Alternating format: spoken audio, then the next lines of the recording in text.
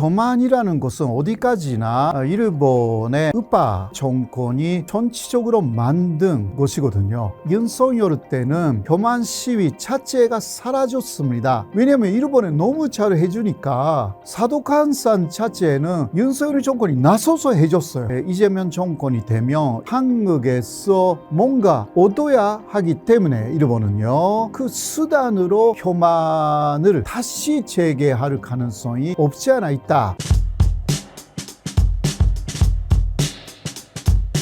이번 대선 결과에 대해 일본 사회나 정부 반응은 어떤가요? 일본 사회도 이번에 대선에 대해서는 상당히 민감하게 반응을 했습니다. 일본 쪽의 기본적인 시각은 한국 대통령이 반일적인가 혹은 일본의 호의적인가, 이런 부분에서 주로 보는 그러한 시각이 있지 않습니까?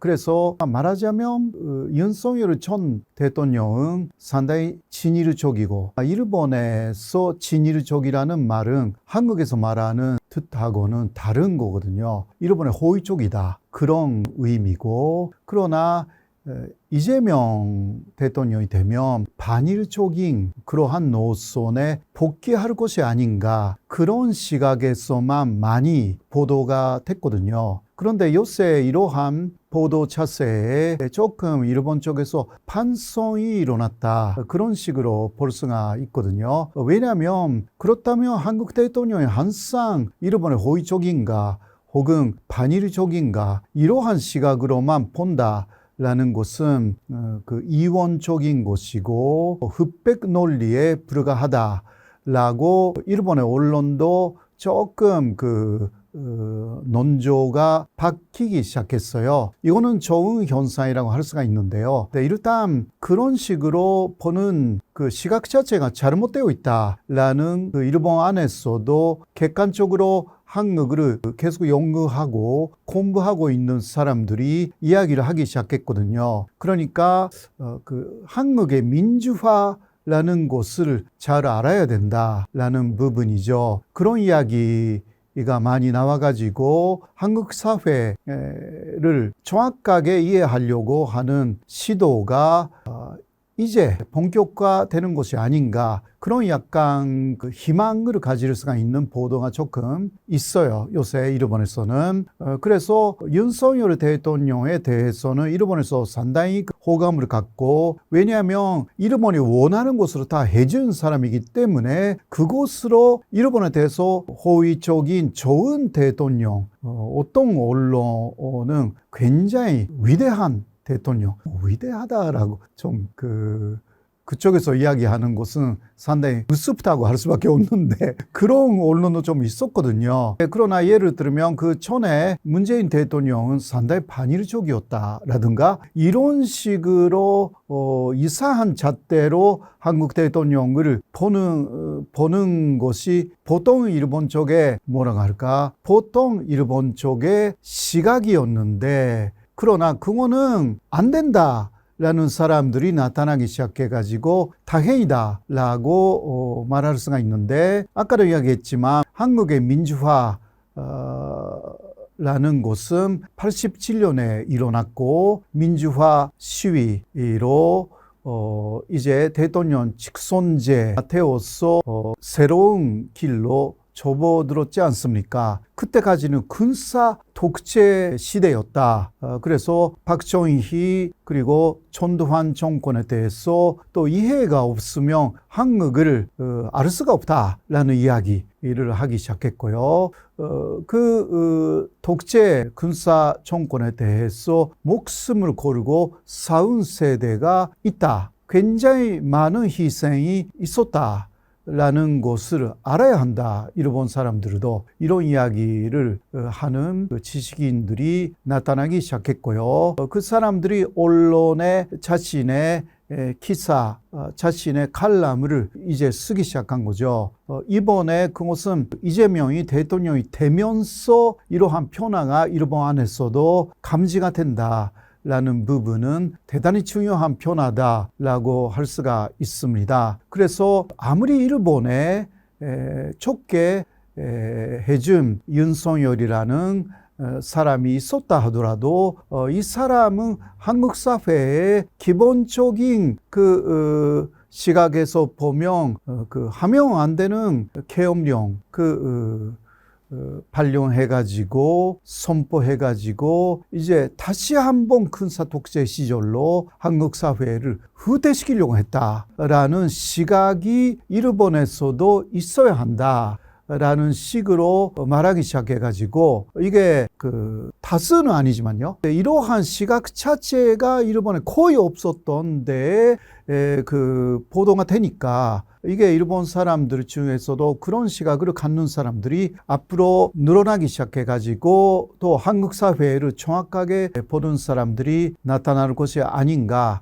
그런 희망을 좀 가질 수가 있는 이러한 이번의 대선이었고요. 그리고 이시바 현 일본 총리가 이렇게 이재명 대통령이 취임되면서 이야기를 했습니다. 한일 관계를 계속 좋은 관계로 만들고 싶다. 이재명 대통령은 일본을 아주 좋아한다. 라고 이야기를 했고 한일 관계를 또 좋은 관계로 만들고 싶다. 이런 이야기를 했기 때문에 일각에는 이재명 대통령이 반일적인 사람이 아닌가라는 이야기도 있지만 그런 걱정은 필요가 없는 것 같다. 이런 이야기를 했습니다. 그래서 이시바 총리도 금방 이재명 대통령하고 먼저 전화회담을 갖고 싶다.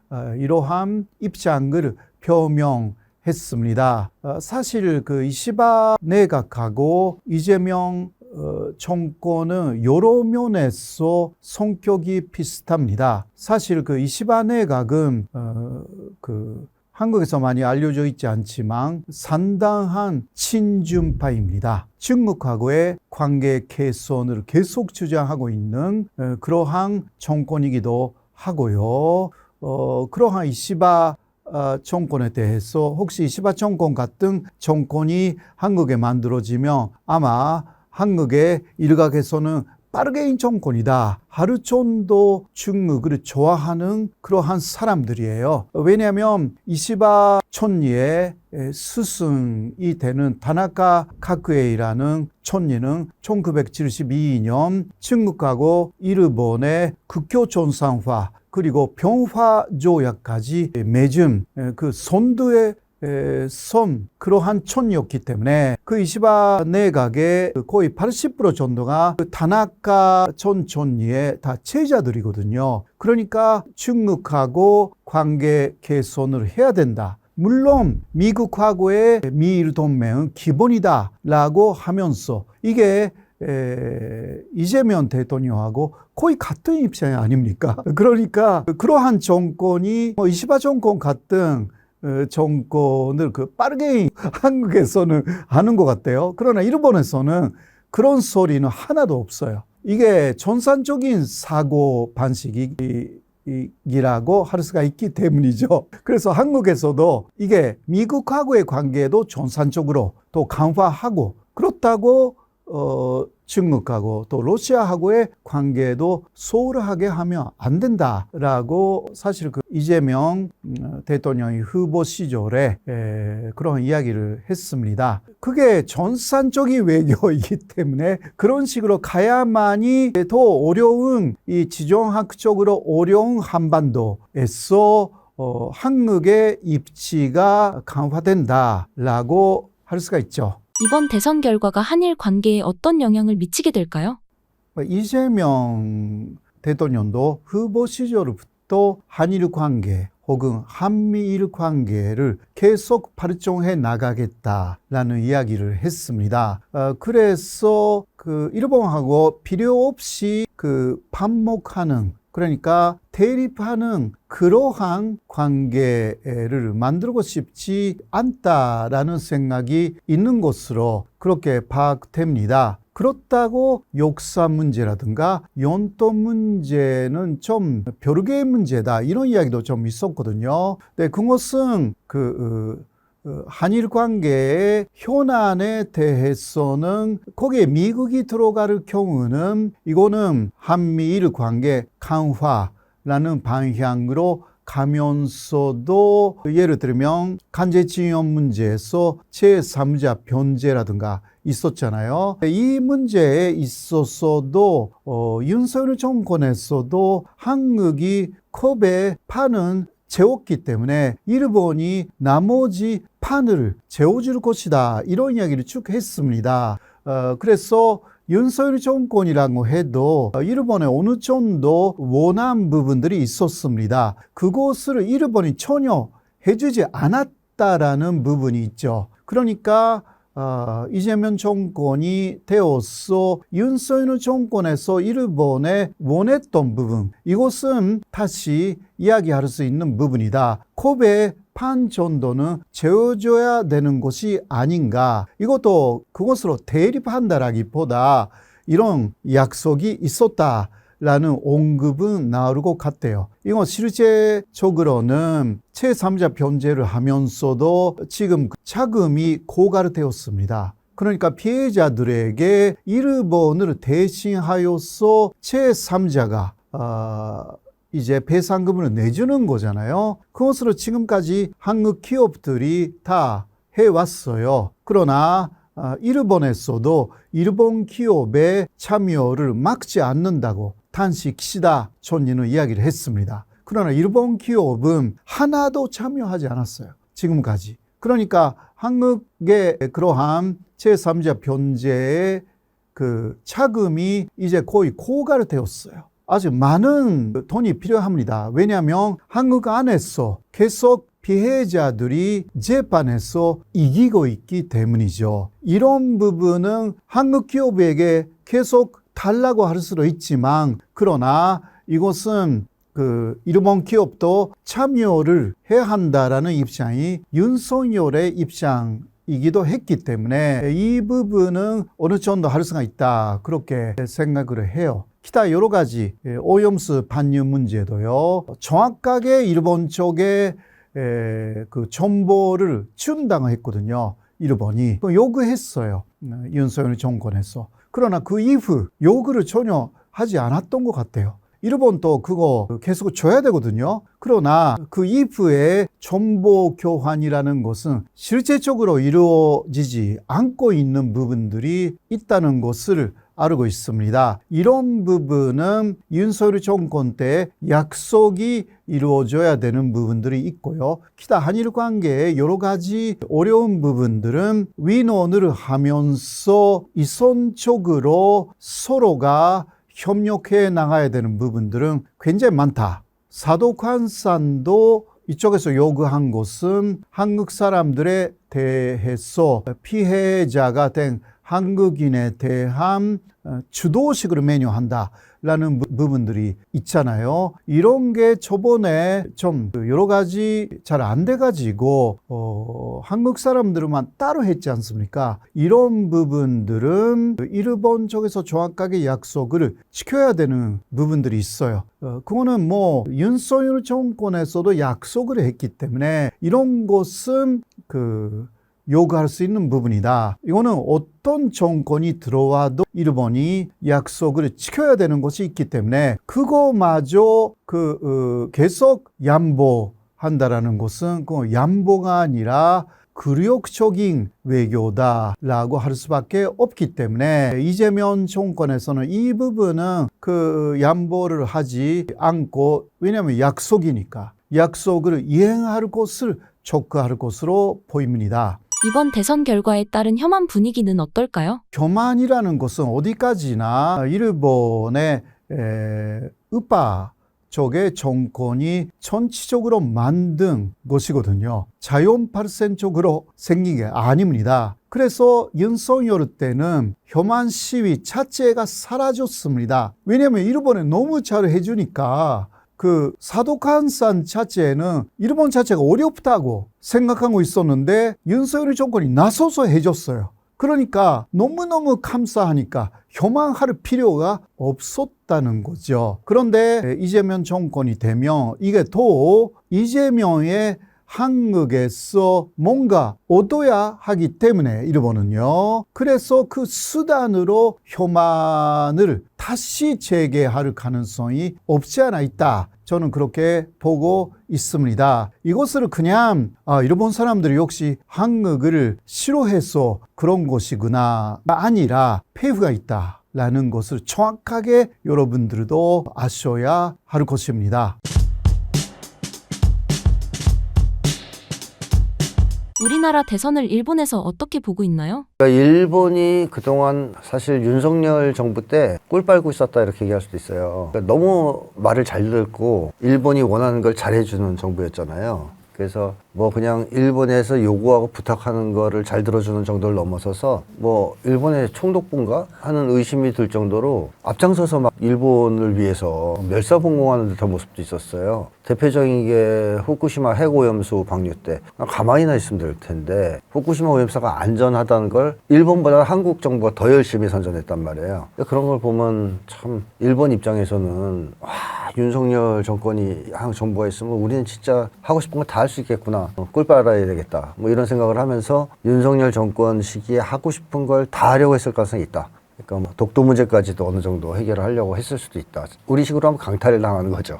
근데 그거를 윤석열 정권이 무너지자 이제 좀 걱정이 되죠. 게다가 이재명 대통령은 예전부터 계속 윤석열 정권의 그러한 대일 굴욕 외교, 사대주의 외교 이런 걸 비판하면서 국위 외교를 주장했던 사람이기 때문에 윤석열이 탄핵되고 김문수 같은 쪽이 아니고 이재명이 대통령이 되면 우리 일본이 꿀 빨던 시절은 이제 끝나는 거 아니냐. 한국과의 관계에서 그동안 쉽게 처리했던 것을 이제 앞으로는 좀 어려워질 거 아니냐 하는 걱정이 꽤 많았던 것 같습니다. 그래서 일본에서는 사실 윤석열 탄핵을 굉장히 싫어했어요. 주류는. 국민들도 아쉬워하고. 그 반면에 또 어떻게 보면 이재명 대통령의 탄생을 경계했던 거죠. 꺼려하면서. 김문수 같으면 아무 걱정 없을 텐데 똑같은 외교 노선을 갖고 있으니까 이재명 대통령은 좀 다르기 때문에 앞으로 한일 관계에서 우리 마음대로 막 한국으로 휘두르고 한국이 우리를 위해서 막 앞장서서 띄워주고 이런 시절은 이제 끝나지 않았을까 하는 생각 때문에 한국 대선에 큰 관심을 가졌던 거 아니겠느냐 하는 생각이 듭니다.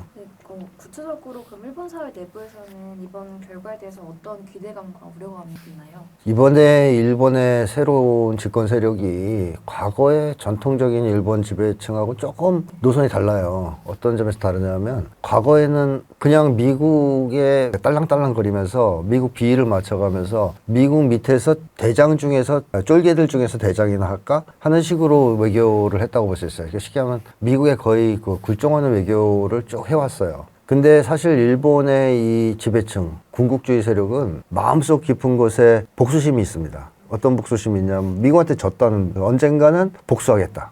그래서 2차 세계대전 당시에 미국한테 패배했지만, 상복했지만 언젠가는 우리가 힘을 키워서 미국한테 원수도 갚고 또 옛날에 그 영광을 되찾아보겠다 하는 이런 야망과 복수심이 마음속에 있습니다. 근데 그동안은 그게 표면화되지 않았는데 미국에서 트럼프 정권이 탄생하자 일본에서도 그런 얘기가 나오기 시작하죠. 트럼프는 고립주의 외교를 피니까 이 기회를 잘 활용하면 우리 일본이 미국에 예속된 상태에서 벗어날 수 있지 않겠냐. 즉 독자성을 회복할 수 있지 않겠냐. 이런 얘기가 나오기 시작했고 요번에 탄생한 내각은 그런 주장을 하는 쪽입니다. 그래서 이 내각의 특징은 앞에서는 트럼프 비위를 많이 맞춰줘요. 딸랑딸랑거리면서. 근데 뒤로는 실속을 막 차리려고 독자 노선을 걷는다 그럴까요? 중국과도 만나고 관계를 정상화시키고 있고 또 북한과도 관계 정상화를 하려고 옛날과는 전혀 다른 외교적인 어떤 제안을 하고 있고 러시아하고도 관계를 계속 유지하고 있어요. 그러니까 뒤로는 자기들 실속은 다 차려요. 대러 제재 동참도 안 했어요. 거의 일본은.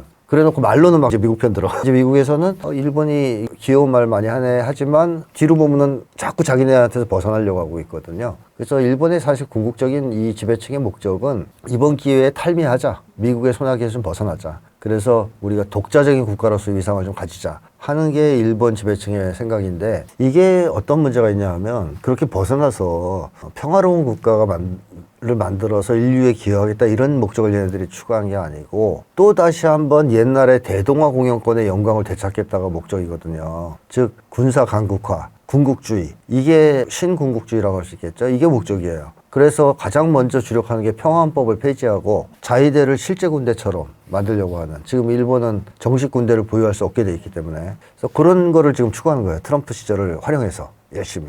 그러면 만약에 일본이 이게 성공한다면 어떻게 될까? 군국주의화의 길을 걷고 독자적인 군대를 가지고 교전을 할 수 있는, 전쟁을 할 수 있는 국가가 된다면 1차적인 공격 대상이 어딜까? 아시아에서. 또 한국이에요. 그렇기 때문에 이재명 정권 입장에서 볼 때 상당히 복잡하죠. 또 일본 입장에서도 복잡한 게 트럼프하고 맞서는 측면에서는 한국하고 협력할 게 있거든요. 뭐 관세 문제라든가 이런 거는 공동으로 한일이 협력할 수가 있단 말이죠. 그래서 한국을 오히려 좀 부추기기도 해야 될 거고. 근데 자기네들의 군국주의적인 목표를 추구할 때는 한국은 사실은 1차 공격 대상이기 때문에 거의 그 양면적 시각을 갖고 있겠지만 아마 마음속으로는 큰 방해물이 등장했다라고 생각할 것 같습니다. 우리가 다시 한국을 가서 독도부터 먹고 시작해야 되는데 윤석열이면 줬을 것 같은데 독도를 이재명 대통령은 안 줄 것 같은 이 불길함, 그런 것 때문에 한편으로는 우려와 걱정, 경계심, 그리고 다른 편으로는 일부 협력에 대한 기대, 이런 게 교차하고 있지 않겠냐 하는 생각이에요. 이번 대선 결과가 한일 관계에 어떤 영향을 미치게 될까요? 사실 현재까지 과거의 한일 관계는 특히 윤석열 정부 시절에는 비정상적으로 만들어졌다. 국가 관계가 평등과 호혜의 원칙에 입각해서 서로 대등하게 관계를 맺고 공동의 이익을 누리고 이래야 되는 건데, 일본을 위해서 일방적으로 희생하고 저자세 외교를 했잖아요. 뭐 대표적인 게 라임 사태입니다. 일본에서 한국 기업을 먹으려고 그럴 때 보호해주기는커녕 알아서 드세요 하면서 갖다 바치는 듯한 모습을 보였잖아요. 이러한 것들이 기존의 한일 관계였다. 그리고 한국 내에서 집권 세력이 거의 친일파의 모습을 보이고, 뉴라이트라든가 뭐 이런 모습을 보이고, 그러면서 홍범도 장군 동상을 막 옮기겠다고 그러질 않나. 이러한 비정상적인 한일 관계는 이제 끝났다라고 봐야 됩니다. 그러니까 이재명 정부가 그걸 이어갈 가능성은 없어요.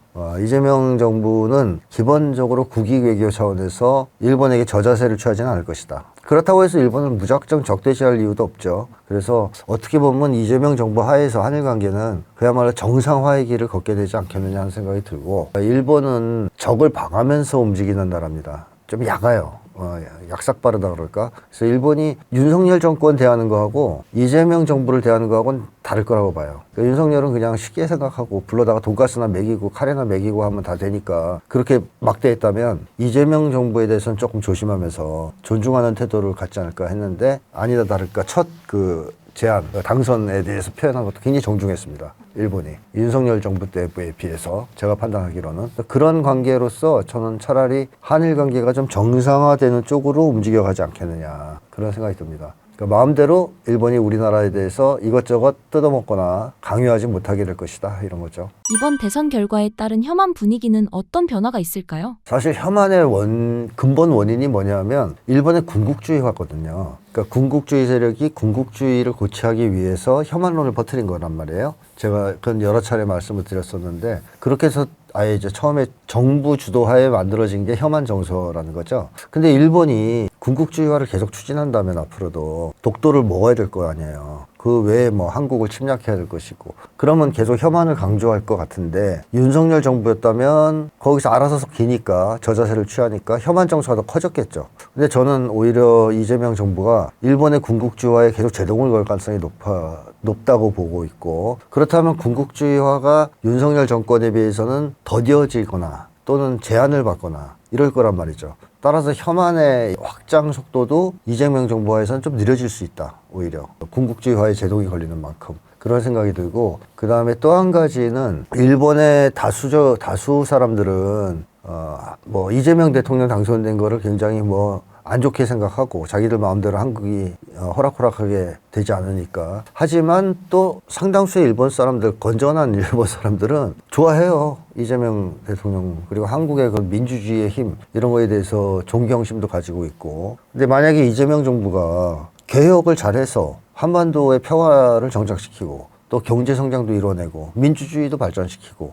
이렇게 되면 일본인들이 한국을 대하는 그 태도가 굉장히 긍정적으로 변화할 수가 있거든요. 그러면서 혐한 분위기가 상당히 줄어들겠죠. 사실 일본의 혐한 정서가 유지가 되려면 우월 의식이 있어야 됩니다. 일본이 한국보다 우월하다는 우월감에 기초해야 됩니다. 그러니까 너희는 열등해, 그러니까 혐오해도 되는 인간들이야, 뭐 이렇게 되는 거잖아요. 근데 한국이 자기들보다 더 우월하다라고 느끼면 혐한이 나올 나올 수가 없어요. 그러니까 원래 혐오라는 감정은 약자에 대한 감정이거든요. 강자에 대해서는 혐오가 아니라 두려움을 느끼죠. 그게 세면, 적이면. 그러니까 길 가다가 호랑이를 만나면 무섭지. 혐오는 아니지 않습니까? 호랑이 너무 혐오스러워 이런 건 아닌데, 길 가다가 뭐 뱀이라든가 바퀴벌레 이런 걸 볼 때 쥐라든가 볼 때 혐오를 느껴요. 그러니까 혐오 감정은 자기보다 훨씬 강한 강적이나 강대한 존재한테 느끼는 감정이 아니에요. 자기보다 약한데 이 약하지만 나한테 좀 해가 되는, 예를 들어서 쥐랑 뽀뽀하고 그러면 막 독이 들어와서 죽을 수도 있다 이런 거. 바퀴벌레가 기어다니면 잘못하면 병균이 옮아서 내가 위험할 수도 있어. 그러니까 당장에는 그렇게까지 위험하지는 않고 나보다 약하지만 잠재적으로 나를 위험에 빠뜨릴 수도 있는 대상에 대해서 가지는 감정이 혐오거든요. 그러니까 일본인들이 한국인을 혐오한다는 얘기는 만만하고 하찮은데 우리에 비해서 옛날의 전통을 보면 만만치 않아. 이순신 생각하면 무서워. 이런 것 때문에 혐오가 있다고 본다면 한국이 개혁을 잘하고 뭐 민주주의를 잘 발전시키고 일본보다 막 앞서 나가고 그런 데서 그러면 일본인들이 우리보다 약하다라는 생각을 못 하거든요. 그렇게 되면 혐오한 감정이 퍼지기 어렵죠. 그래서 한국이 잘 되고 일본이 한국과 일본의 격차가 벌어질수록 혐오는 맥을 못 추게 될 수 있습니다. 그래서 그런 점에서 이재명 정부의 성공은 곧 혐오한 감정의 약화로 이어질 거라고 저는 예상합니다. 이번 대선 결과에 대해 일본 사회나 정부 반응은 어떤가요? 일본 사회도 이번에 그 대선에 대해서는 상당히 민감하게 반응을 했습니다. 일본 쪽의 기본적인 시각은 한국 대통령이 반일적인가 혹은 일본의 호의적인가 이런 부분에서 주로 보는 그러한 시각이 있지 않습니까? 그래서 말하자면 윤석열 전 대통령은 상당히 친일적이고 일본에서 친일적이라는 말은 한국에서 말하는 뜻하고는 다른 거거든요. 일본의 호의적이다 그런 의미고, 그러나 이재명 대통령이 되면 반일적인 그러한 노선에 복귀할 것이 아닌가 그런 시각에서만 많이 보도가 됐거든요. 그런데 요새 이러한 보도 자세에 조금 일본 쪽에서 반성이 일어났다 그런 식으로 볼 수가 있거든요. 왜냐하면 그렇다면 한국 대통령이 항상 일본의 호의적인가 혹은 반일적인가 이러한 시각으로만 본다 라는 것은 그 이원적인 것이고 흑백 논리에 불과하다라고 일본의 언론도 조금 논조가 바뀌기 시작했어요. 이거는 좋은 현상이라고 할 수가 있는데요. 일단 그런 식으로 보는 그 시각 자체가 잘못되어 있다라는 그 일본 안에서도 객관적으로 한국을 계속 연구하고 공부하고 있는 사람들이 이야기를 하기 시작했거든요. 그러니까 그 한국의 민주화라는 것을 잘 알아야 된다라는 부분이죠. 그런 이야기가 많이 나와가지고 한국 사회를 정확하게 이해하려고 하는 시도가 이제 본격화되는 것이 아닌가 그런 약간 그 희망을 가질 수가 있는 보도가 조금 있어요. 요새 일본에서는.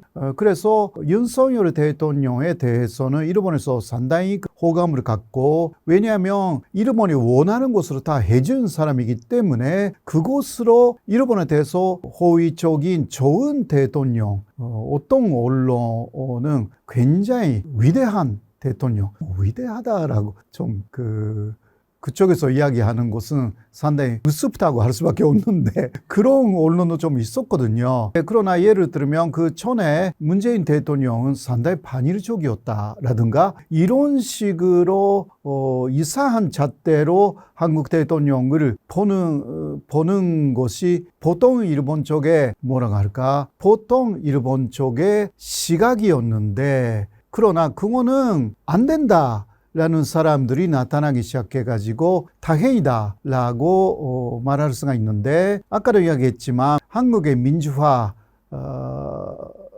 것은 87년에 일어났고 민주화 시위로 이제 대통령 직선제 되어서 새로운 길로 접어들었지 않습니까? 그때까지는 군사 독재 시대였다. 그래서 박정희 그리고 전두환 정권에 대해서 또 이해가 없으면 한국을 알 수가 없다라는 이야기를 하기 시작했고요.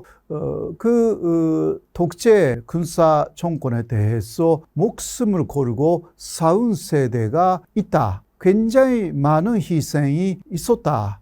라는 것을 알아야 한다. 일본 사람들도 이런 이야기를 하는 지식인들이 나타나기 시작했고요. 그 사람들이 언론에 자신의 기사, 자신의 칼럼을 이제 쓰기 시작한 거죠.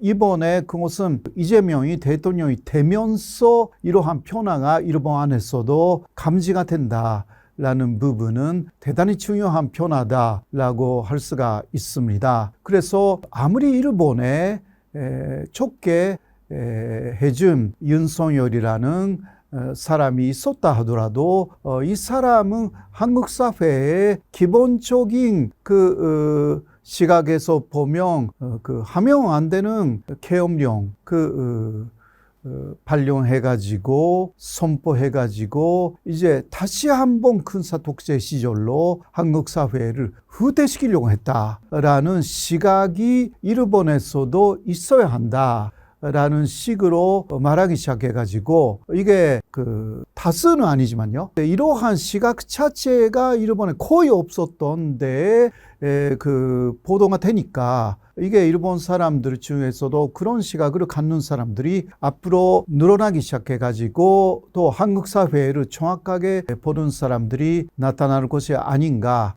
그런 희망을 좀 가질 수가 있는 이러한 이번의 대선이었고요. 그리고 이시바 현 일본 총리가 이렇게 이재명 대통령이 취임되면서 이야기를 했습니다. 한일 관계를 계속 좋은 관계로 만들고 싶다.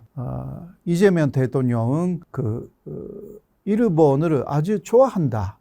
라고 이야기를 했고 한일 관계를 또 좋은 관계로 만들고 싶다. 이런 이야기를 했기 때문에 일각에는 이재명 대통령이 반일적인 사람이 아닌가라는 이야기도 있지만 그런 걱정은 필요가 없는 것 같다. 이런 이야기를 했습니다. 그래서 이시바 총리도 금방 이재명 대통령하고 먼저 전화회담을 갖고 싶다. 이러한 입장을 표명했습니다. 사실 이시바 내각하고 이재명 정권은 여러 면에서 성격이 비슷합니다. 사실 이시바 내각은 한국에서 많이 알려져 있지 않지만 상당한 친중파입니다. 중국하고의 관계 개선을 계속 주장하고 있는 그러한 정권이기도 하고요. 그러한 이시바 정권에 대해서 혹시 이시바 정권 같은 정권이 한국에 만들어지면 아마 한국의 일각에서는 빠르게인 정권이다. 하루 정도 중국을 좋아하는 그러한 사람들이에요. 왜냐하면 이시바 총리의 스승이 되는 타나카 카쿠에이라는 총리는 1972년 중국하고 일본의 국교 정상화 그리고 평화 조약까지 맺은 선두의 그러한 총리였기 때문에 이시바 내각의 거의 80% 정도가 타나카 전 총리의 다 제자들이거든요. 그러니까 중국하고 관계 개선을 해야 된다. 물론 미국하고의 미일 동맹은 기본이다라고 하면서 이게 이재명 대통령하고 거의 같은 입장이 아닙니까? 그러니까 그러한 정권이 이시바 정권 같은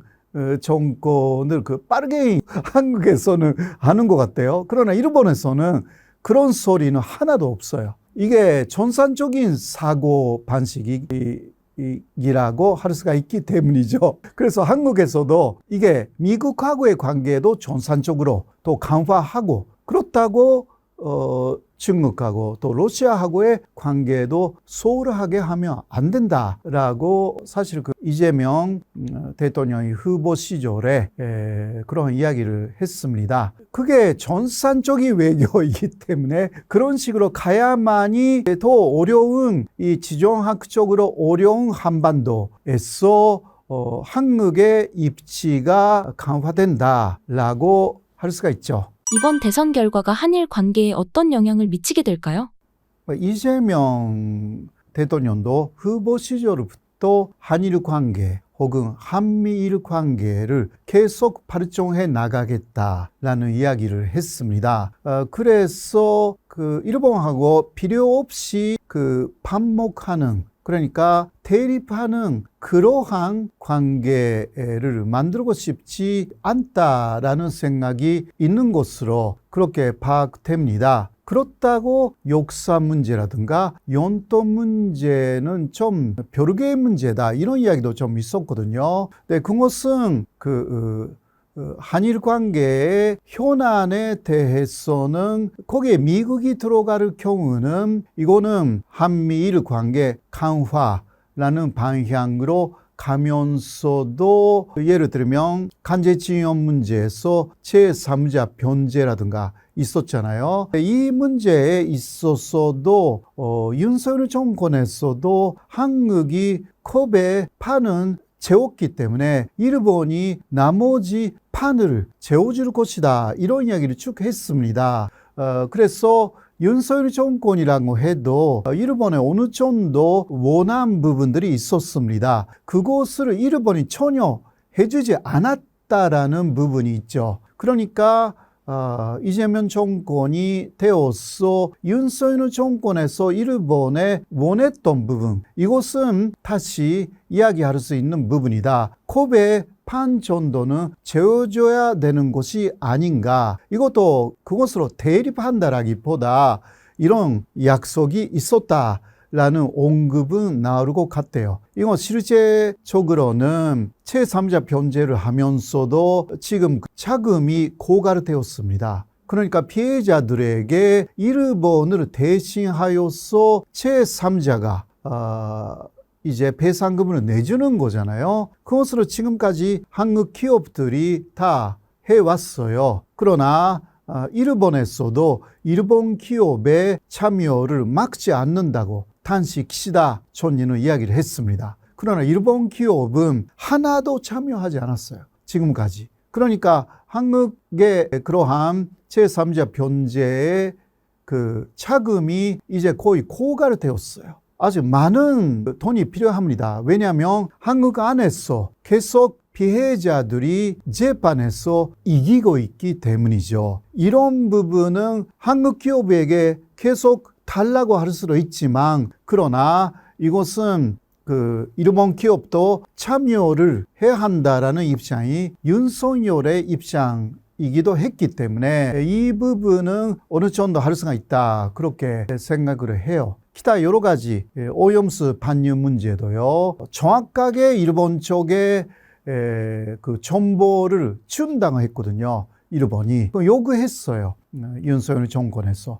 그러나 그 이후 요구를 전혀 하지 않았던 것 같아요. 일본도 그거 계속 줘야 되거든요. 그러나 그 이후에 정보 교환이라는 것은 실제적으로 이루어지지 않고 있는 부분들이 있다는 것을 알고 있습니다. 이런 부분은 윤석열 정권 때 약속이 이루어져야 되는 부분들이 있고요. 기타 한일 관계의 여러 가지 어려운 부분들은 의논을 하면서 이선적으로 서로가 협력해 나가야 되는 부분들은 굉장히 많다. 사도관산도 이쪽에서 요구한 것은 한국 사람들에 대해서 피해자가 된 한국인에 대한 주도식으로 메뉴한다라는 부분들이 있잖아요. 이런 게 저번에 좀 여러 가지 잘 안 돼가지고 한국 사람들만 따로 했지 않습니까? 이런 부분들은 일본 쪽에서 정확하게 약속을 지켜야 되는 부분들이 있어요. 그거는 뭐 윤석열 정권에서도 약속을 했기 때문에 이런 것은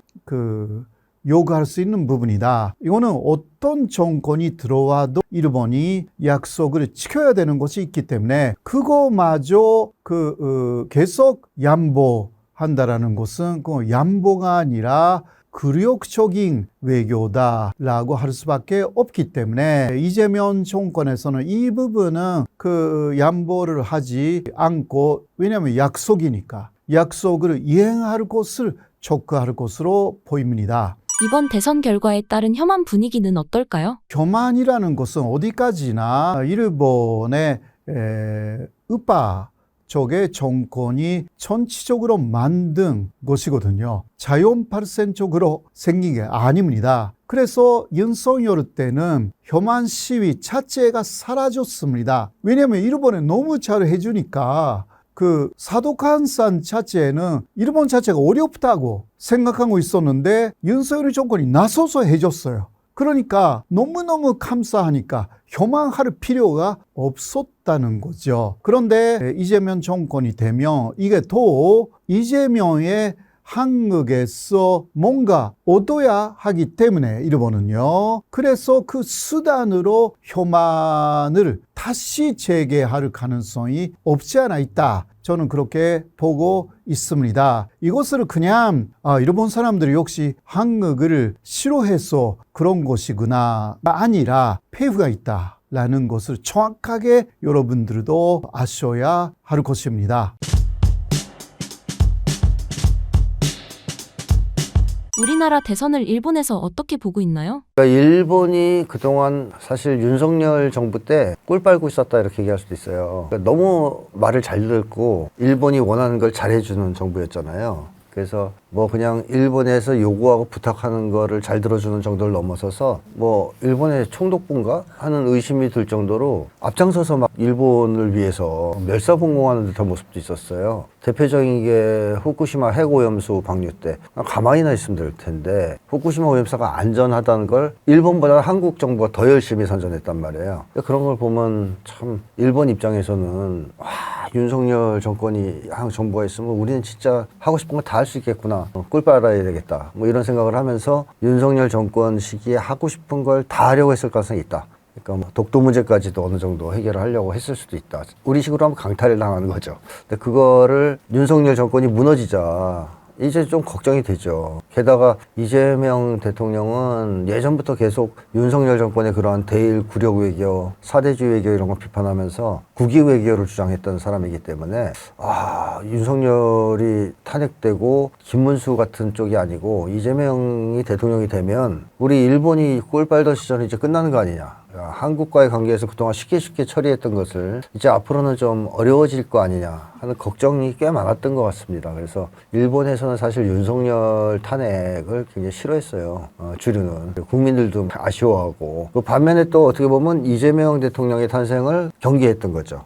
꺼려하면서. 김문수 같으면 아무 걱정 없을 텐데 똑같은 외교 노선을 갖고 있으니까 이재명 대통령은 좀 다르기 때문에 앞으로 한일 관계에서 우리 마음대로 막 한국으로 휘두르고 한국이 우리를 위해서 막 앞장서서 띄워주고 이런 시절은 이제 끝나지 않았을까 하는 생각 때문에 한국 대선에 큰 관심을 가졌던 거 아니겠느냐 하는 생각이 듭니다. 네, 구체적으로 그럼 일본 사회 내부에서는 이번 결과에 대해서 어떤 기대감과 우려감이 있나요? 이번에 일본의 새로운 집권 세력이 과거의 전통적인 일본 지배층하고 조금 노선이 달라요. 어떤 점에서 다르냐면 과거에는 그냥 미국에 딸랑딸랑거리면서 미국 비위를 맞춰가면서 미국 밑에서 대장 중에서 쫄개들 중에서 대장이나 할까 하는 식으로 외교를 했다고 볼 수 있어요. 쉽게 하면 미국에 거의 굴종하는 외교를 쭉 해왔어요. 근데 사실 일본의 이 지배층, 군국주의 세력은 마음속 깊은 곳에 복수심이 있습니다. 어떤 복수심이 있냐면 미국한테 졌다는, 언젠가는 복수하겠다.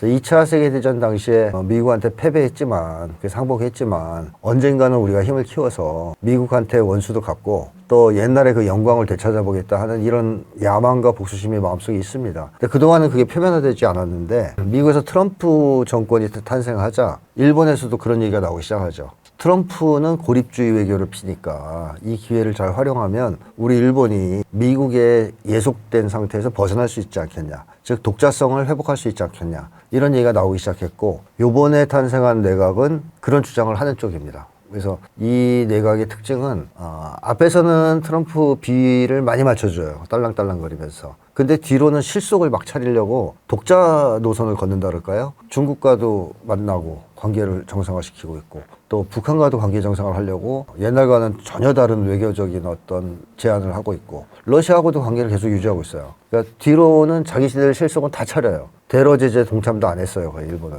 그래놓고 말로는 막 이제 미국 편 들어. 이제 미국에서는 일본이 귀여운 말 많이 하네 하지만 뒤로 보면은 자꾸 자기네한테서 벗어나려고 하고 있거든요. 그래서 일본의 사실 궁극적인 이 지배층의 목적은 이번 기회에 탈미하자. 미국의 손아귀에서 좀 벗어나자. 그래서 우리가 독자적인 국가로서 위상을 좀 가지자 하는 게 일본 지배층의 생각인데 이게 어떤 문제가 있냐 하면 그렇게 벗어나서 평화로운 국가가 를 만들어서 인류에 기여하겠다 이런 목적을 얘네들이 추구한 게 아니고 또 다시 한번 옛날의 대동아 공영권의 영광을 되찾겠다가 목적이거든요. 즉 군사 강국화, 군국주의 이게 신군국주의라고 할 수 있겠죠. 이게 목적이에요. 그래서 가장 먼저 주력하는 게 평화헌법을 폐지하고 자위대를 실제 군대처럼 만들려고 하는 지금 일본은 정식 군대를 보유할 수 없게 돼 있기 때문에 그래서 그런 거를 지금 추구하는 거예요. 트럼프 시절을 활용해서 열심히.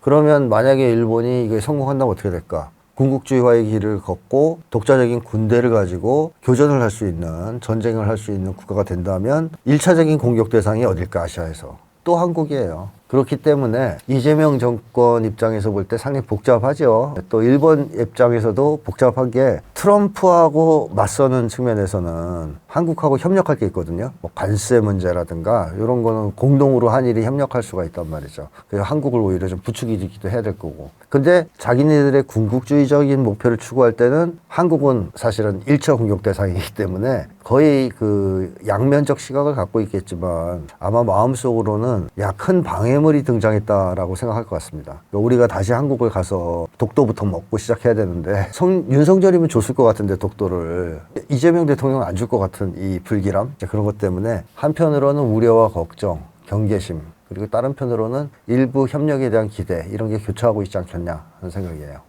이번 대선 결과가 한일 관계에 어떤 영향을 미치게 될까요? 사실 현재까지 과거의 한일 관계는 특히 윤석열 정부 시절에는 비정상적으로 만들어졌다. 국가 관계가 평등과 호혜의 원칙에 입각해서 서로 대등하게 관계를 맺고 공동의 이익을 누리고 이래야 되는 건데 일본을 위해서 일방적으로 희생하고 저자세 외교를 했잖아요. 뭐 대표적인 게 라임 사태입니다. 일본에서 한국 기업을 거의 먹으려고 그럴 때 보호해주기는커녕 알아서 드세요 하면서 갖다 바치는 듯한 모습을 보였잖아요. 이러한 것들이 기존의 한일 관계였다. 그리고 한국 내에서 집권 세력이 거의 친일파의 모습을 보이고 뉴라이트라든가 뭐 이런 모습을 보이고 그러면서 홍범도 장군 동상을 막 옮기겠다고 그러질 않나. 이러한 비정상적인 한일 관계는 이제 끝났다라고 봐야 됩니다. 그러니까 이재명 정부가 그걸 이어갈 가능성은 없어요.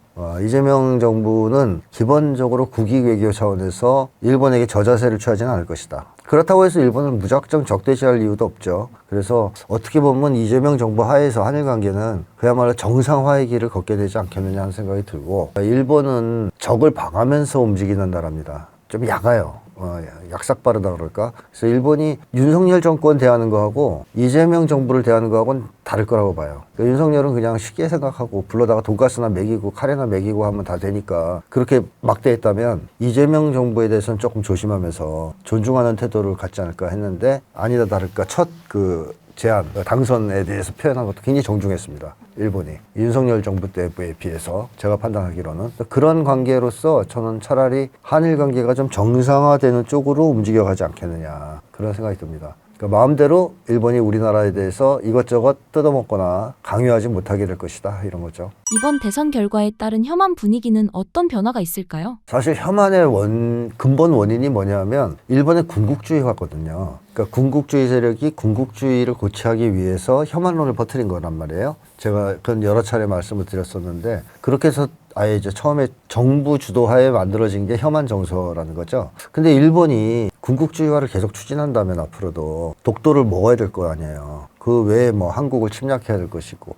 그러면 계속 혐한을 강조할 것 같은데 윤석열 정부였다면 거기서 알아서 기니까 저자세를 취하니까 혐한 정서가 더 커졌겠죠. 근데 저는 오히려 이재명 정부가 일본의 군국주의화에 계속 제동을 걸 가능성이 높다고 보고 있고 그렇다면 군국주의화가 윤석열 정권에 비해서는 더뎌지거나 또는 제한을 받거나 이럴 거란 말이죠. 따라서 혐한의 확장 속도도 이재명 정부에서는 좀 느려질 수 있다. 오히려 군국주의화에 제동이 걸리는 만큼 그런 생각이 들고, 그 다음에 또 한 가지는 일본의 다수 사람들은 뭐 이재명 대통령 당선된 거를 굉장히 뭐 안 좋게 생각하고 자기들 마음대로 한국이 호락호락하게 되지 않으니까. 하지만 또 상당수의 일본 사람들, 건전한 일본 사람들은 좋아해요. 이재명 대통령, 그리고 한국의 그 민주주의의 힘, 이런 거에 대해서 존경심도 가지고 있고. 근데 만약에 이재명 정부가 개혁을 잘해서 한반도의 평화를 정착시키고 또 경제 성장도 이뤄내고 민주주의도 발전시키고 이렇게 되면 일본인들이 한국을 대하는 그 태도가 굉장히 긍정적으로 변화할 수가 있거든요. 그러면서 혐한 분위기가 상당히 줄어들겠죠. 사실 일본의 혐한 정서가 유지가 되려면 우월 의식이 있어야 됩니다. 일본이 한국보다 우월하다는 우월감에 기초해야 됩니다. 그러니까 너희는 열등해. 그러니까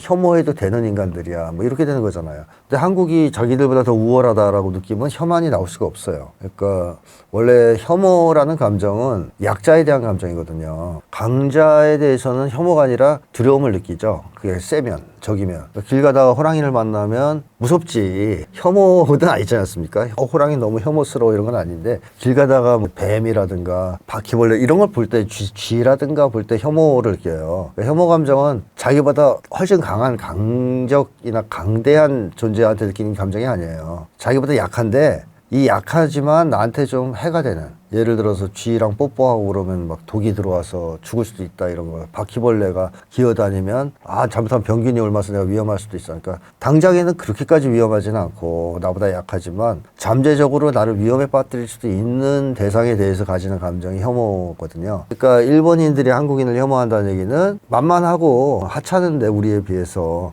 옛날에 전통을 보면 만만치 않아. 이순신 생각하면 무서워. 이런 것 때문에 혐오가 있다고 본다면, 한국이 개혁을 잘하고 뭐 민주주의를 잘 발전시키고 일본보다 막 앞서 나가고 그런 데서, 그러면 일본인들이 우리보다 약하다라는 생각을 못 하거든요. 그렇게 되면 혐한 감정이 퍼지기 어렵죠. 그래서 한국이 잘 되고 한국과 일본의 격차가 벌어질수록 혐한은 맥을 못 추게 될 수 있습니다. 그래서 그런 점에서 이재명 정부의 성공은 곧 혐한 감정의 약화로 이어질 거라고 저는 예상합니다.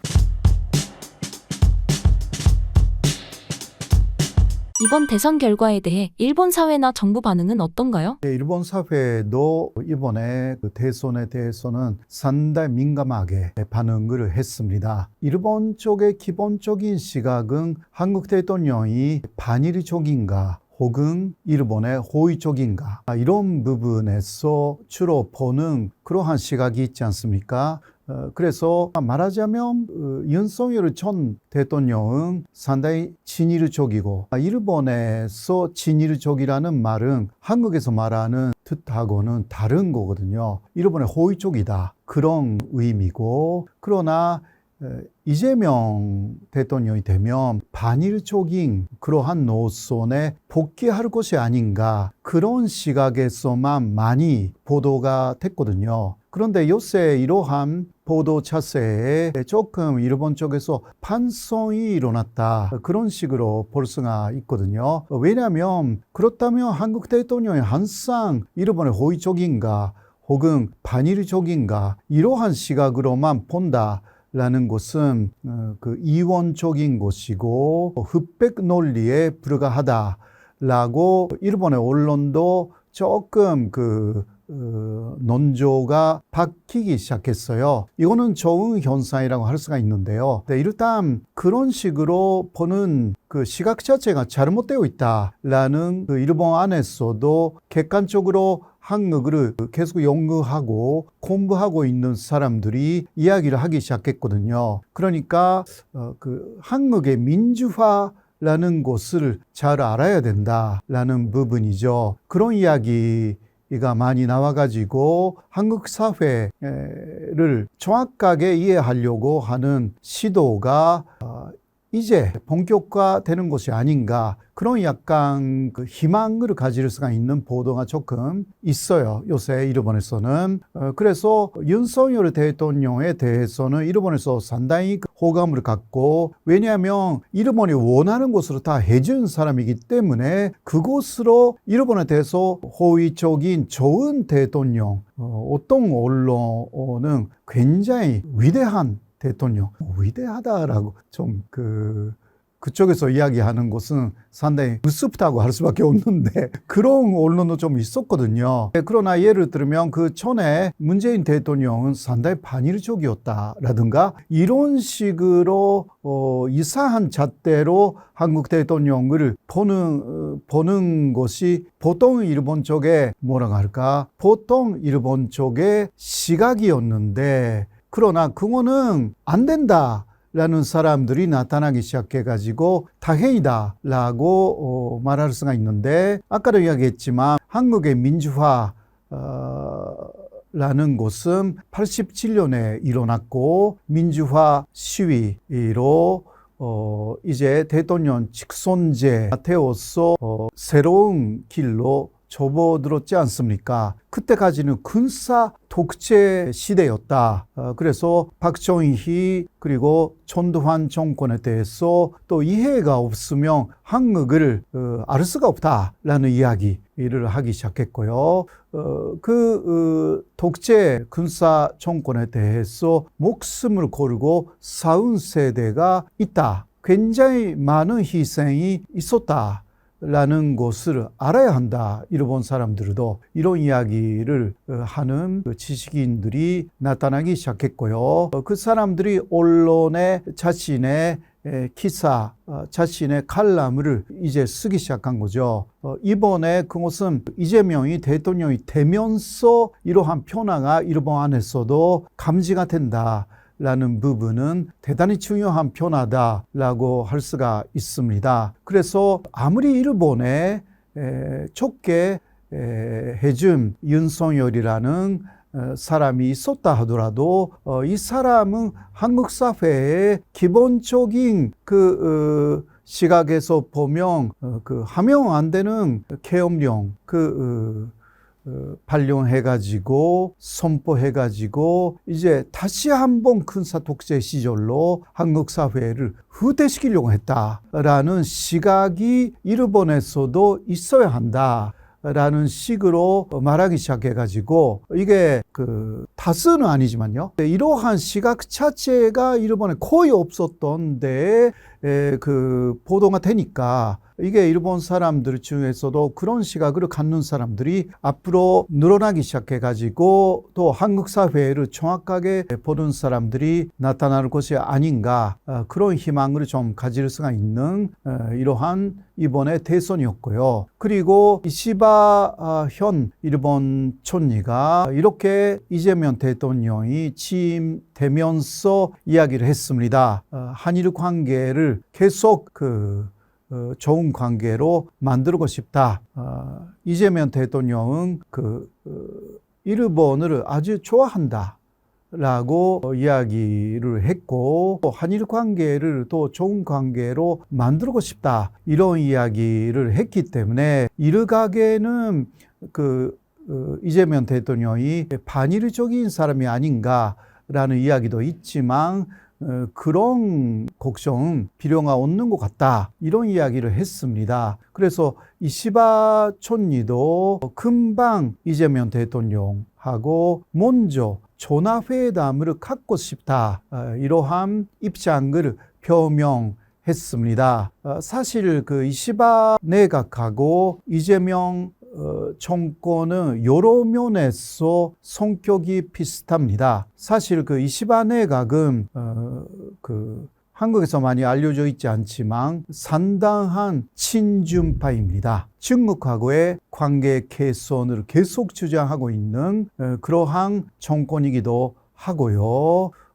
그러한 이시바 정권에 대해서 혹시 이시바 정권 같은 정권이 한국에 만들어지면 아마 한국의 일각에서는 빠르게인 정권이다. 하루 정도 중국을 좋아하는 그러한 사람들이에요. 왜냐하면 이시바 총리의 스승이 되는 다나카 가쿠에이라는 총리는 1972년 중국하고 일본의 국교 정상화 그리고 평화조약까지 맺은 그 선두의 선 그러한 촌이었기 때문에 그 이시바 내각의 거의 80% 정도가 그 다나카 촌이의 다 제자들이거든요. 그러니까 중국하고 관계 개선을 해야 된다. 물론 미국하고의 미일 동맹은 기본이다라고 하면서 이게 이재명 대통령하고 거의 같은 입장이 아닙니까? 그러니까 그러한 정권이 이시바 정권 같은 정권을 빠르게 한국에서는 하는 것 같아요. 그러나 일본에서는 그런 소리는 하나도 없어요. 이게 전산적인 사고 방식이라고 할 수가 있기 때문이죠. 그래서 한국에서도 이게 미국하고의 관계도 전산적으로 또 강화하고 그렇다고 중국하고 또 러시아하고의 관계도 소홀하게 하면 안 된다라고 사실 그 이재명 대통령이 후보 시절에 그런 이야기를 했습니다. 그게 전산적인 외교이기 때문에 그런 식으로 가야만이 더 어려운 이 지정학적으로 어려운 한반도에서 한국의 입지가 강화된다라고 할 수가 있죠. 이번 대선 결과가 한일 관계에 어떤 영향을 미치게 될까요? 이재명 대통령도 후보 시절부터 한일 관계 혹은 한미일 관계를 계속 발전해 나가겠다라는 이야기를 했습니다. 그래서 그 일본하고 필요 없이 반목하는 그러니까 대립하는 그러한 관계를 만들고 싶지 않다라는 생각이 있는 것으로 그렇게 파악됩니다. 그렇다고 역사 문제라든가 연도 문제는 좀 별개의 문제다 이런 이야기도 좀 있었거든요. 근데 그것은 한일 관계의 현안에 대해서는 거기에 미국이 들어갈 경우는 이거는 한미일 관계 강화라는 방향으로 가면서도 예를 들면 간제징용 문제에서 제3자 변제라든가 있었잖아요. 이 문제에 있어서도 윤석열 정권에서도 한국이 컵에 판은 재웠기 때문에 일본이 나머지 판을 재워줄 것이다 이런 이야기를 쭉 했습니다. 그래서 윤석열 정권이라고 해도 일본에 어느 정도 원한 부분들이 있었습니다. 그것을 일본이 전혀 해주지 않았다라는 부분이 있죠. 그러니까 이재명 정권이 되어서 윤석열 정권에서 일본에 원했던 부분 이것은 다시 이야기할 수 있는 부분이다. 컵의 판 정도는 재워줘야 되는 것이 아닌가. 이것도 그것으로 대립한다라기보다 이런 약속이 있었다라는 언급은 나올 것 같아요. 이건 실제적으로는 제3자 변제를 하면서도 지금 자금이 고갈되었습니다. 그러니까 피해자들에게 일본을 대신하여서 제3자가 이제 배상금을 내주는 거잖아요. 그것으로 지금까지 한국 기업들이 다 해왔어요. 그러나 일본에서도 일본 기업의 참여를 막지 않는다고 당시 기시다 총리는 이야기를 했습니다. 그러나 일본 기업은 하나도 참여하지 않았어요. 지금까지. 그러니까 한국의 그러한 제3자 변제의 그 자금이 이제 거의 고갈되었어요. 아주 많은 돈이 필요합니다. 왜냐하면 한국 안에서 계속 피해자들이 재판에서 이기고 있기 때문이죠. 이런 부분은 한국 기업에게 계속 달라고 할 수도 있지만 그러나 이것은 일본 기업도 참여를 해야 한다라는 입장이 윤석열의 입장이기도 했기 때문에 이 부분은 어느 정도 할 수가 있다 그렇게 생각을 해요. 기타 여러 가지 오염수 반유 문제도요. 정확하게 일본 쪽에 그 정보를 충당했거든요. 일본이 요구했어요. 윤석열 정권에서. 그러나 그 이후 요구를 전혀 하지 않았던 것 같아요. 일본도 그거 계속 줘야 되거든요. 그러나 그 이후에 정보 교환이라는 것은 실제적으로 이루어지지 않고 있는 부분들이 있다는 것을 알고 있습니다. 이런 부분은 윤석열 정권 때 약속이 이루어져야 되는 부분들이 있고요. 기타 한일 관계의 여러 가지 어려운 부분들은 의논을 하면서 이선적으로 서로가 협력해 나가야 되는 부분들은 굉장히 많다. 사독환산도 이쪽에서 요구한 것은 한국 사람들에 대해서 피해자가 된 한국인에 대한 주도식으로 메뉴한다라는 부분들이 있잖아요. 이런 게 저번에 좀 여러 가지 잘 안 돼가지고 한국 사람들만 따로 했지 않습니까? 이런 부분들은 일본 쪽에서 정확하게 약속을 지켜야 되는 부분들이 있어요. 그거는 뭐 윤석열 정권에서도 약속을 했기 때문에 이런 것은 요구할 수 있는 부분이다. 이거는 어떤 정권이 들어와도 일본이 약속을 지켜야 되는 것이 있기 때문에 그거마저 계속 양보한다라는 것은 그 양보가 아니라 굴욕적인 외교다라고 할 수밖에 없기 때문에 이재명 정권에서는 이 부분은 양보를 하지 않고, 왜냐하면 약속이니까 약속을 이행할 것을 촉구할 것으로 보입니다. 이번 대선 결과에 따른 혐한 분위기는 어떨까요? 교만이라는 것은 어디까지나 일본의 우파 쪽의 정권이 전체적으로 만든 것이거든요. 자연 발생적으로 생긴 게 아닙니다. 그래서 윤석열 때는 혐한 시위 자체가 사라졌습니다. 왜냐하면 일본에 너무 잘 해주니까 사독환산 자체는 일본 자체가 어렵다고 생각하고 있었는데 윤석열 정권이 나서서 해줬어요. 그러니까 너무너무 감사하니까 혐한할 필요가 없었다는 거죠. 그런데 이재명 정권이 되면 이게 더 이재명의 한국에서 뭔가 얻어야 하기 때문에 일본은요. 그래서 그 수단으로 혐한을 다시 재개할 가능성이 없지 않아 있다. 저는 그렇게 보고 있습니다. 이것을 그냥 일본 사람들이 역시 한국을 싫어해서 그런 것이구나 아니라 폐후가 있다라는 것을 정확하게 여러분들도 아셔야 할 것입니다. 우리나라 대선을 일본에서 어떻게 보고 있나요? 그러니까 일본이 그동안 사실 윤석열 정부 때 꿀 빨고 있었다 이렇게 얘기할 수도 있어요. 그러니까 너무 말을 잘 듣고 일본이 원하는 걸 잘해주는 정부였잖아요. 그래서 뭐 그냥 일본에서 요구하고 부탁하는 거를 잘 들어주는 정도를 넘어서서 뭐 일본의 총독부인가 하는 의심이 들 정도로 앞장서서 막 일본을 위해서 멸사봉공하는 듯한 모습도 있었어요. 대표적인 게 후쿠시마 핵오염수 방류 때 가만히나 있으면 될 텐데 후쿠시마 오염수가 안전하다는 걸 일본보다 한국 정부가 더 열심히 선전했단 말이에요. 그런 걸 보면 참 일본 입장에서는 와, 윤석열 정권이 정부가 있으면 우리는 진짜 하고 싶은 거 다 할 수 있겠구나, 꿀 빨아야 되겠다, 뭐 이런 생각을 하면서 윤석열 정권 시기에 하고 싶은 걸 다 하려고 했을 가능성이 있다. 그러니까 뭐 독도 문제까지도 어느 정도 해결을 하려고 했을 수도 있다. 우리 식으로 하면 강탈을 당하는 거죠. 근데 그거를 윤석열 정권이 무너지자 이제 좀 걱정이 되죠. 게다가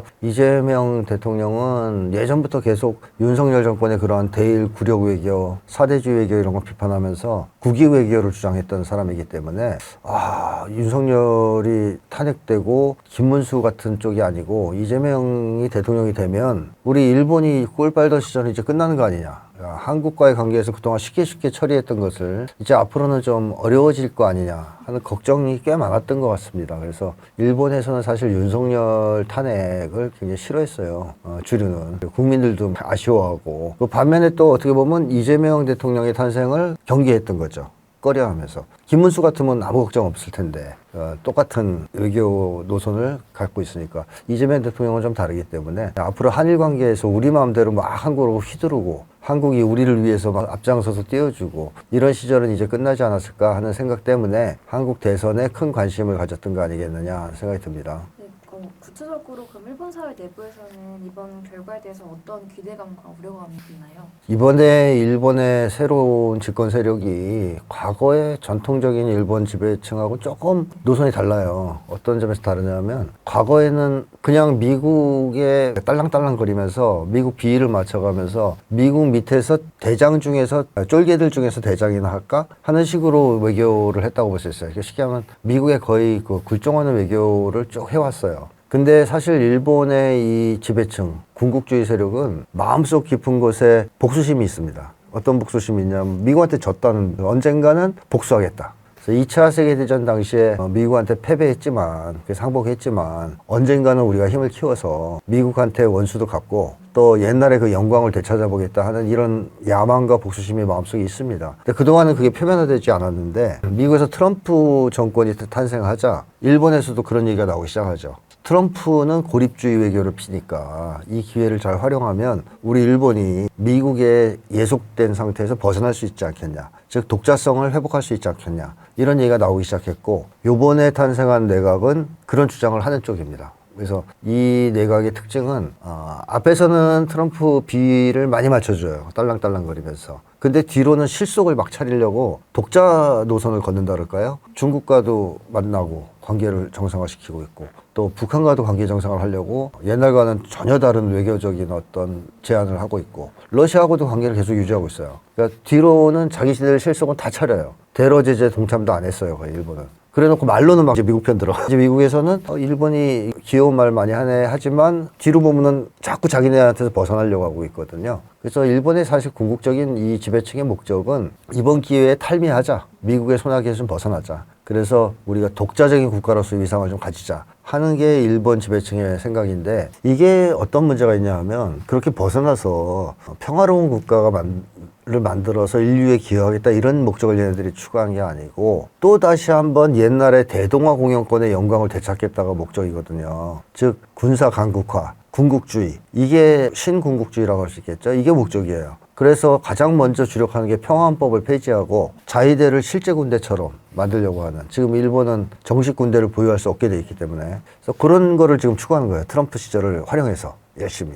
그러면 만약에 일본이 이게 성공한다면 어떻게 될까? 군국주의화의 길을 걷고 독자적인 군대를 가지고 교전을 할 수 있는 전쟁을 할 수 있는 국가가 된다면 1차적인 공격 대상이 어딜까 아시아에서 또 한국이에요. 그렇기 때문에 이재명 정권 입장에서 볼 때 상당히 복잡하죠. 또 일본 입장에서도 복잡한 게 트럼프하고 맞서는 측면에서는 한국하고 협력할 게 있거든요. 뭐 관세 문제라든가 이런 거는 공동으로 한일이 협력할 수가 있단 말이죠. 그래서 한국을 오히려 좀 부추기기도 해야 될 거고. 근데 자기네들의 군국주의적인 목표를 추구할 때는 한국은 사실은 1차 공격 대상이기 때문에 거의 그 양면적 시각을 갖고 있겠지만 아마 마음속으로는 야, 큰 방해물이 등장했다라고 생각할 것 같습니다. 우리가 다시 한국을 가서 독도부터 먹고 시작해야 되는데 윤석열이면 줬을 것 같은데 독도를 이재명 대통령은 안 줄 것 같은 이 불길함 그런 것 때문에 한편으로는 우려와 걱정, 경계심 그리고 다른 편으로는 일부 협력에 대한 기대 이런 게 교차하고 있지 않겠냐 하는 생각이에요.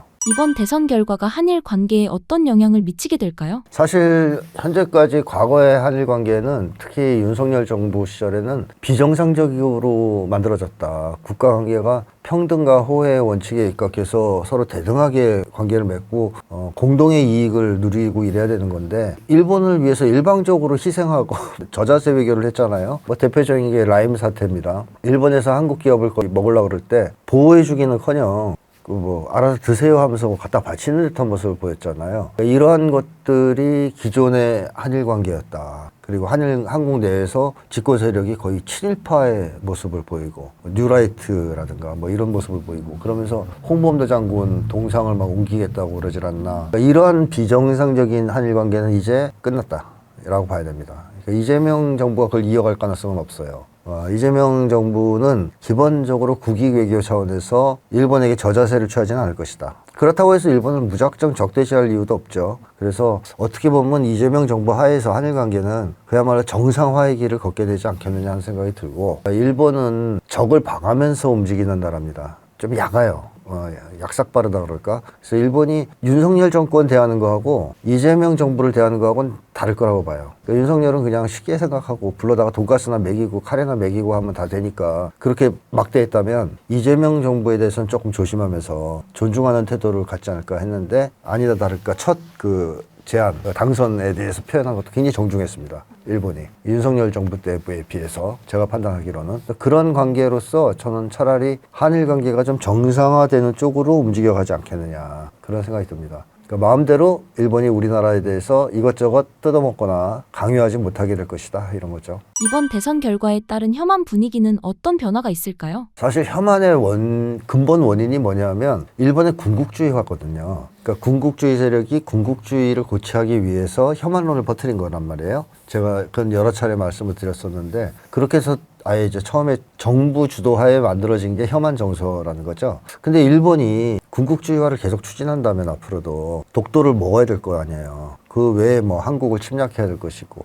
그러면 계속 혐한을 강조할 것 같은데 윤석열 정부였다면 거기서 알아서 기니까 저자세를 취하니까 혐한 정서가 더 커졌겠죠. 근데 저는 오히려 이재명 정부가 일본의 군국주의화에 계속 제동을 걸 가능성이 높다고 보고 있고 그렇다면 군국주의화가 윤석열 정권에 비해서는 더뎌지거나 또는 제한을 받거나 이럴 거란 말이죠. 따라서 혐한의 확장 속도도 이재명 정부에서는 좀 느려질 수 있다. 오히려 군국주의화에 제동이 걸리는 만큼 그런 생각이 들고 그 다음에 또 한 가지는 일본의 다수 사람들은 뭐 이재명 대통령 당선된 거를 굉장히 안 좋게 생각하고 자기들 마음대로 한국이 호락호락하게 되지 않으니까 하지만 또 상당수의 일본 사람들 건전한 일본 사람들은 좋아해요. 이재명 대통령 그리고 한국의 그 민주주의의 힘 이런 거에 대해서 존경심도 가지고 있고 근데 만약에 이재명 정부가 개혁을 잘해서 한반도의 평화를 정착시키고 또 경제 성장도 이뤄내고 민주주의도 발전시키고 이렇게 되면 일본인들이 한국을 대하는 그 태도가 굉장히 긍정적으로 변화할 수가 있거든요. 그러면서 혐한 분위기가 상당히 줄어들겠죠. 사실 일본의 혐한 정서가 유지가 되려면 우월 의식이 있어야 됩니다. 일본이 한국보다 우월하다는 우월감에 기초해야 됩니다. 그러니까 너희는 열등해. 그러니까 혐오해도 되는 인간들이야. 뭐 이렇게 되는 거잖아요. 근데 한국이 자기들보다 더 우월하다라고 느끼면 혐한이 나올 수가 없어요. 그러니까 원래 혐오라는 감정은 약자에 대한 감정이거든요. 강자에 대해서는 혐오가 아니라 두려움을 느끼죠. 그게 세면, 적이면. 길 가다가 호랑이를 만나면 무섭지. 혐오는 아니지 않습니까? 호랑이 너무 혐오스러워 이런 건 아닌데 길 가다가 뭐 뱀이라든가 바퀴벌레 이런 걸 볼 때 쥐라든가 볼 때 혐오를 느껴요. 혐오 감정은 자기보다 훨씬 강한 강적이나 강대한 존재한테 느끼는 감정이 아니에요. 자기보다 약한데 이 약하지만 나한테 좀 해가 되는 예를 들어서 쥐랑 뽀뽀하고 그러면 막 독이 들어와서 죽을 수도 있다 이런 거 바퀴벌레가 기어다니면 잘못하면 병균이 옮아서 내가 위험할 수도 있어. 그러니까 당장에는 그렇게까지 위험하지는 않고 나보다 약하지만 잠재적으로 나를 위험에 빠뜨릴 수도 있는 대상에 대해서 가지는 감정이 혐오거든요. 그러니까 일본인들이 한국인을 혐오한다는 얘기는 만만하고 하찮은데 우리에 비해서 옛날에 전통을 보면 만만치 않아. 이순신 생각하면 무서워. 이런 것 때문에 혐오가 있다고 본다면 한국이 개혁을 잘하고 뭐 민주주의를 잘 발전시키고 일본보다 막 앞서 나가고 그런 데서 그러면 일본인들이 우리보다 약하다라는 생각을 못 하거든요. 그렇게 되면 혐한 감정이 퍼지기 어렵죠. 그래서 한국이 잘 되고 일본이 한국과 일본의 격차가 벌어질수록 혐한은 맥을 못 추게 될 수 있습니다. 그래서 그런 점에서 이재명 정부의 성공은 곧 혐한 감정의 약화로 이어질 거라고 저는 예상합니다.